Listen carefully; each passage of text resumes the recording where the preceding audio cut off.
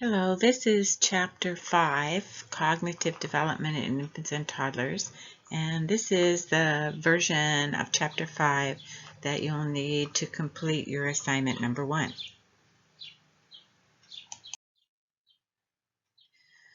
So we're going to take a deeper look at Piaget's theory that we first talked about in Chapter 1 in the section on theories.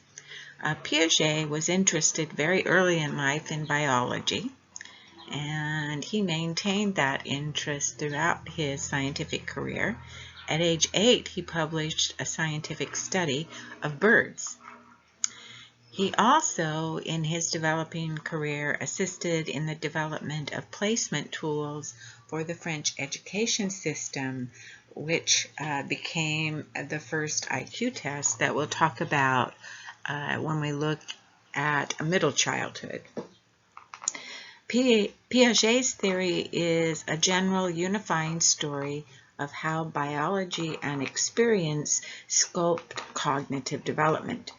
But Piaget really focused most on the biological aspect and felt that that was the most important aspect.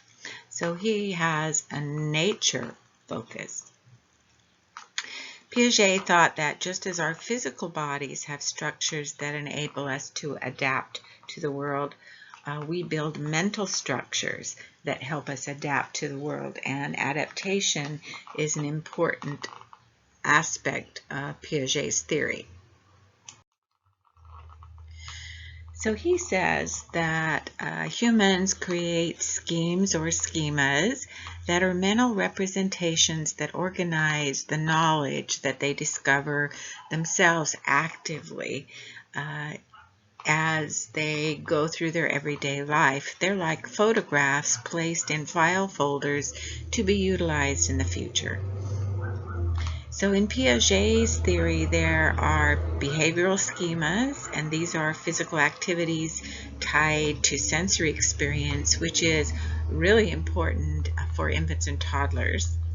And then there are mental schemas, which are cognitive activities and mental pictures developed in childhood and also later in life, but really important in early childhood.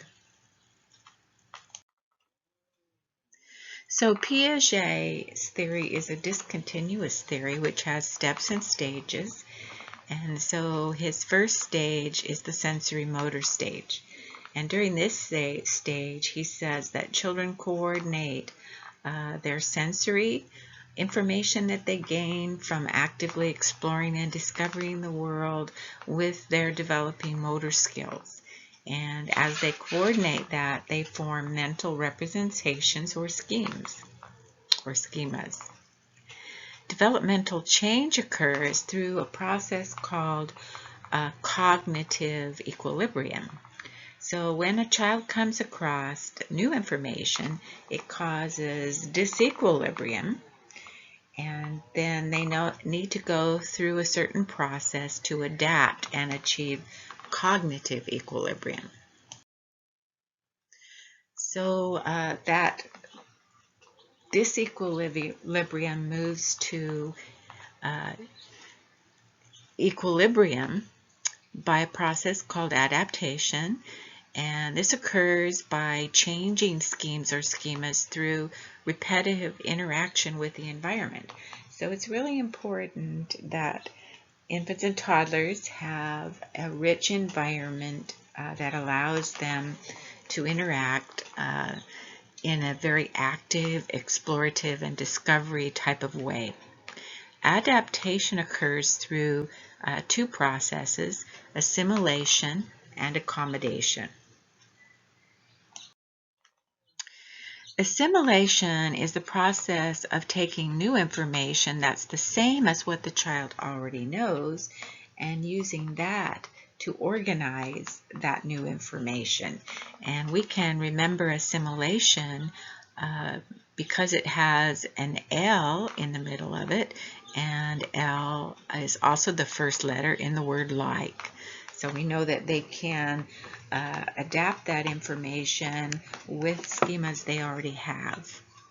Accommodation is another process. If that new information or scheme does not fit with information they already know, they might need to change that schema a little bit. For example, if they have a category for birds, but they go to the zoo and they see penguins, their category may be based on the fact that birds fly, but they may have to change up that schema because penguins are birds with feathers, but they don't fly. Or they might need to create new categories altogether in the case of bats, because bats fly, but they're not birds. And accommodation has two C's, and change or new categories. That would be how we could remember accommodation and how it differs from assimilation. So in accommodation, they need to change their schemes or create new ones. So organization links the schemas to form more complex mental structures.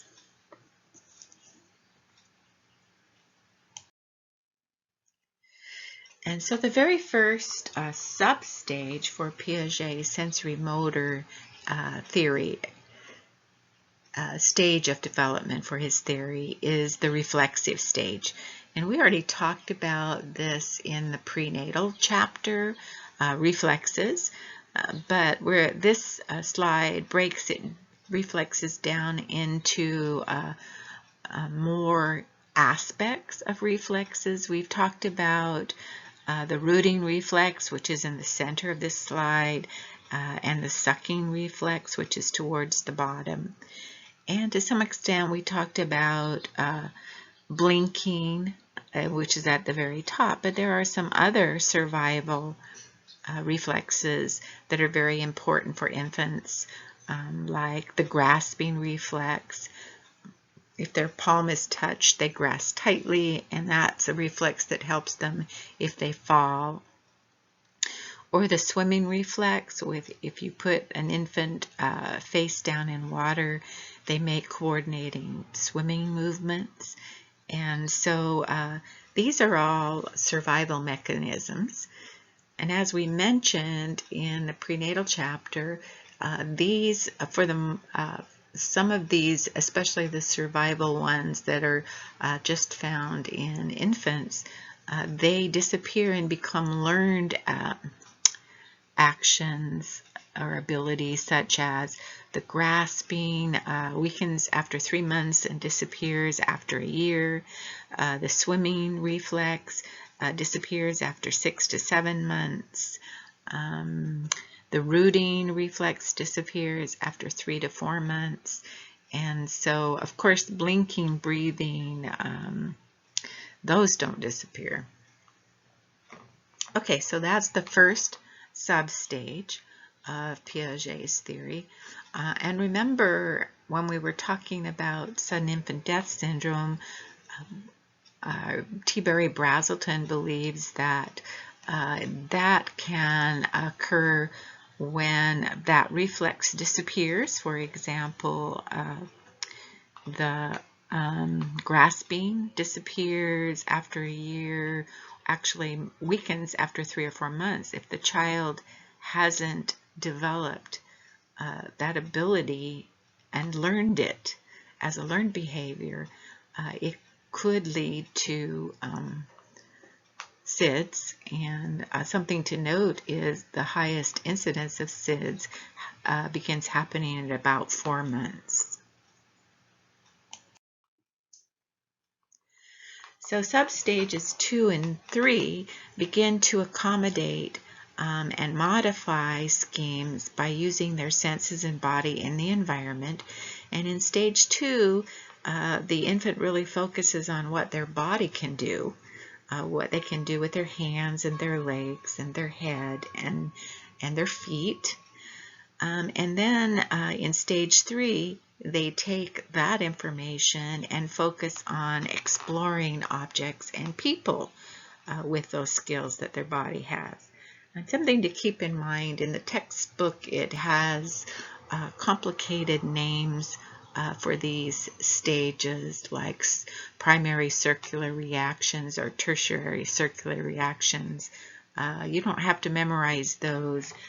Just keep in mind the number of the substage. Substage 4, with the knowledge that they've gained about their body and with the information they've gained about objects and people, now in substage 4 they can become more goal-directed, and so the infant enacts 2 or more schemas in succession to achieve a goal. Also, during substage 4, object permanence comes into play, and this is a goal-directed behavior where an infant begins to understand that things exist even if I can't see it. And so for a good example of this is infants are really interested in keys, and before substage 4, you could hide the keys and the infant will not cry or be upset because to them, because they can't see it, it's no longer there. But during substage 4, they're going to remember that the keys are somewhere and they're going to look for it, and they're going to be resistant to not having the keys. During this stage 2, there's an A not B search error. They will look for an object in its original place even if they witness the object being moved to another location. And so they're just not sophisticated in that goal-directed behavior. So substage 5 is the trial and error stage, where they will continue repeating and trying different actions to determine cause and effect, and they intentionally vary schemas to solve problems. So they're asking what if questions and then trying to figure out the answer themselves. And so finally, in substage 6, they've fully developed their mental schemas, or the basis for that. They understand object permanence, and rather than just imitating actions as they're being carried out, as they would do at earlier stages, now they're capable of doing deferred imitation. So they're imitating things they remember from the past. And so here is a way that you can scroll through and review those substages, substage 1 and using their reflexes, substage 2 exploring what their body can do, substage 3 exploring objects and people, substage 4 is the trial and error, cause and effect, substage 5, and here you see that complicated name, and then substage 6.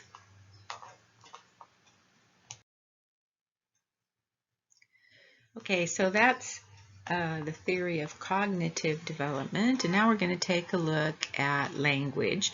And language is often tied with cognitive development. And Piaget believes that cognitive development comes first and then language develops, although other theorists like Vygotsky, that we mentioned in the theory chapter, he believes that cognition and language develop together. We're going to look at the 5 rule systems of language, and these are features that children learn to use. The first and simplest aspect or rule system of language is phonology, or the sounds of language. The second one is morphology, and this becomes a bit more complex. This is taking the sounds of language and combining them together to create words. And so the sounds together would not be words unless they have some sort of meaning.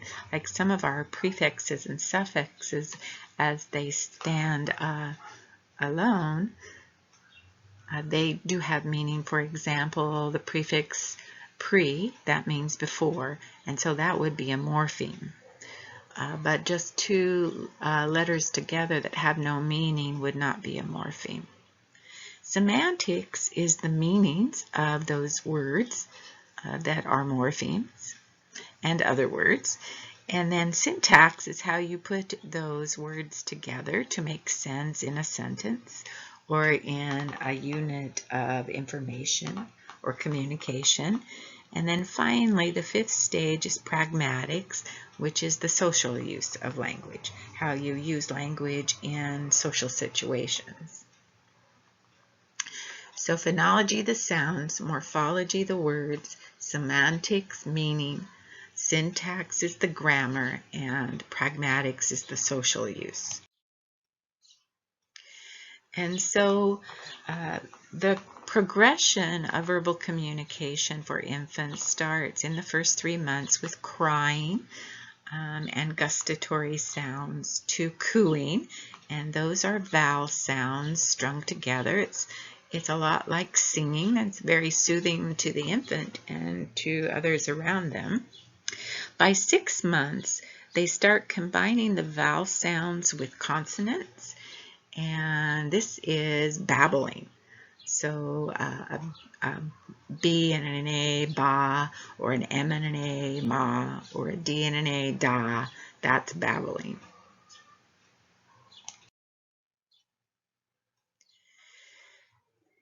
And so infants can understand many more words than they can produce in the first year. And so when we talk about first words begin as babbling, but then one day to the child, they determine that those two vowels and consonants combined together mean something. For example, if the adults around them call their bottle a ba, or to them, they may make the connection that that means bottle, and that's when their first word happens. Once infants begin to speak, they add words slowly, speaking about 50 words by the age of 18 months. But keep in mind that they can understand words much earlier than they can say them. And that's, by the way, understanding language is receptive language. And so we have to be careful what we say around them, because they know what we're saying earlier than you might think.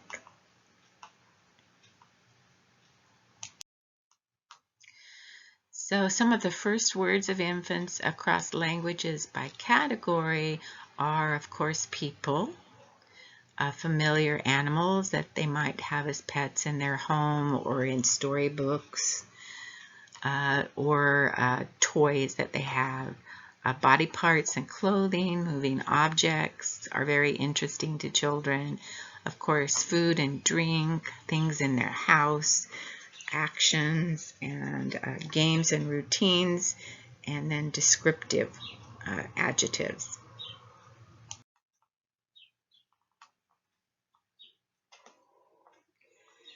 So then once those first words happen, an infant will use those words to mean a whole idea. And those are holophrases. They're single word utterances that mean much more to the child that's saying them. For example, they may say mama and then put their hands up, and that indicates that they want their mother to pick them up. And they will progress from those holophrases to using 2 or 3 words together, and that's telegraphic speech. And it's called telegraphic speech because it's very rudimentary, and it's just really often the noun and the verbs. Only the most essential high impact words are used. So instead of just using the gesture with mama, They may say mama up. And so they're communicating a more complex message. In the beginning, with their use of language, they make some errors. For example, they may overextend the meaning. They may use dada to mean anybody who's male. And they may underextend where they're using words in a more limited context than the adult meaning. So they might to use the word cookie, but even if you give them a new kind of cookie, to them the cookie might mean the chocolate chip cookie that they're used to getting. So they're underusing that word. So overextension or underextension.